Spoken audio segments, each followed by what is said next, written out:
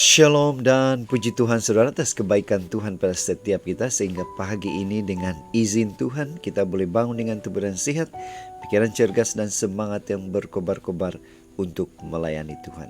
Untuk memulai renungan kita, mari kita berdoa. Bapa Syurgawi, terima kasih atas kebaikan-Mu karena bersama dengan kami sementara kami mendengar dan mempelajari firman Tuhan. Dalam nama Yesus kami berdoa. Amin.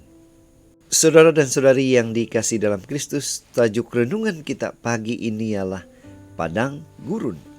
Apa ada di padang gurun? Firman Tuhan dalam Lukas 4 ayat 1 mengatakan, Yesus yang penuh dengan Roh Kudus kembali dari sungai Yordan, lalu dibawa oleh Roh Kudus ke padang gurun. Nah saudara, bacaan kita hari ini kita boleh bacanya di dalam buku Lukas 4 ayat 1 sehingga 13. Ini merupakan kisah di mana Yesus dicobai di padang gurun.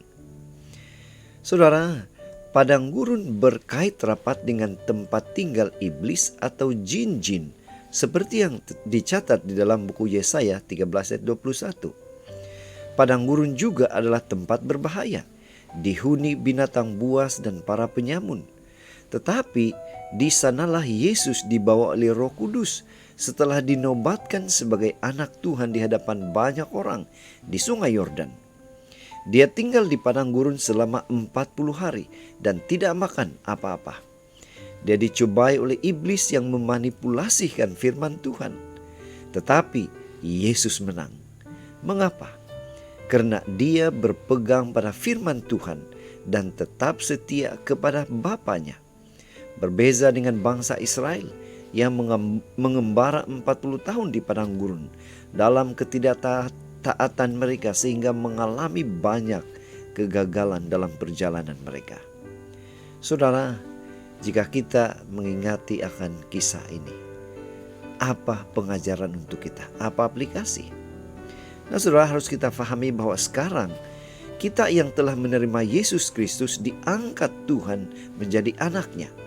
Kita ditempatkan di dunia yang berbahaya, penuh dengan pencobaan dan penyamun.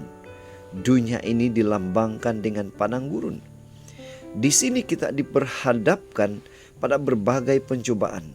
Kadang-kadang pencobaan itu muncul dalam penyamaran yang sulit untuk kita kenal. Tetapi pengetahuan tentang kebenaran firman Tuhan akan memampukan kita mengenali penyamaran dan kepalsuan itu.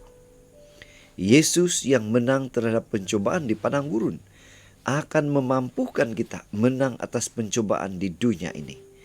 Lakukanlah seperti yang Yesus lakukan.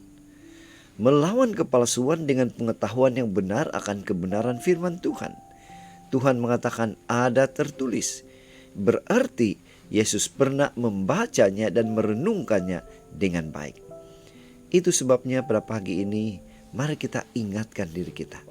Mari kita tetap setia merenungkan firman Tuhan, supaya kebenaran dari firman Tuhan ini boleh menjadi senjata untuk melawan pencobaan syaitan. Saudara, mari kita bersyukur, mari kita berterima kasih kepada Tuhan. Karena Tuhan memampukan kita, memberikan kita kekuatan, kebijaksanaan di dalam memahami, mengerti firman Tuhan. Mari saudara, kita tetap setia, tetap semangat, tetap positif, dan tetap sehat bersama dengan Tuhan sampai Maranatha. Tuhan memberkati kita. Mari kita berdoa. Bapa Syurgawi, sekali lagi kami bersyukur, berterima kasih karena Tuhan mengingatkan kepada kami untuk terus mempelajari firman Tuhan. Dalam nama Yesus kami berdoa.